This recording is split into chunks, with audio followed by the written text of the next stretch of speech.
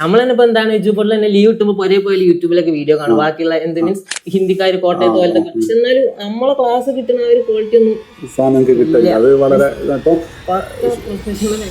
Repeat ചെയ്യാൻ തീരുമാനിച്ചപ്പോ എന്തുകൊണ്ട് Eduport repeat ചെയ്യാൻ മീൻസ് +2 എക്സാം കഴിഞ്ഞ് എല്ലാരും കൂടി വീട്ടിലുണ്ട്. അപ്പൊ കമ്പനിക്കാരെല്ലാരും കൂടി നിൽക്കുക. അപ്പൊ ഓരോരുത്തരും ഓരോ ബുക്കും കള്ളാസൊക്കെ എടുത്ത് എഴുതുക, എല്ലാ ഇൻസ്റ്റിറ്റ്യൂട്ട് പേര് എഴുതുക, അവിടെ എന്തൊക്കെ ഉള്ളത്, അവിടുത്തെ ഹോസ്റ്റല്, ഫുഡ് മീൻസ് എല്ലാരും കൂടി ഇരുന്ന് അനലൈസ് ചെയ്ത് വെറുതെ ഒരു കൊല്ലാണ്. ഒരു കൊല്ലം മീൻസ് പൈസ ഒക്കെ.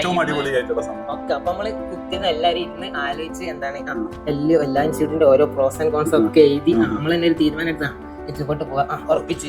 എജ്യൂപോർട്ടിനെ മാറ്റി നിർത്തിയ പ്രോസ് എന്തൊക്കെയാണ്? ഫാക്കൽറ്റീസ് തന്നെയാണ് മെയിൻ ആയിട്ട് നമ്മൾ നോക്കിയത്. കാരണം മീൻസ് കേരളത്തിൽ എന്താ ജെ കമ്മ്യൂണിറ്റി ഒരുപാട് ഗ്രൂപ്പ് ഒക്കെ വാട്സാപ്പിൽ. അപ്പോൾ ഡോലോട് ചോദിക്കുന്നത് എന്തൊക്കെയാണ് ഇവിടുത്തെ അവസ്ഥ, മീൻസ് എല്ലാ ഇൻസ്റ്റിറ്റ്യൂട്ട് ആൾക്കാരും മെസ്സേജ് അയക്കുന്നത്. അങ്ങനെ ഓവറോൾ എല്ലാവരും കൂടി ഒരു ഒപ്പീനിയൻ എടുത്ത് ലാസ്റ്റ് സെലക്ട് ചെയ്ത്.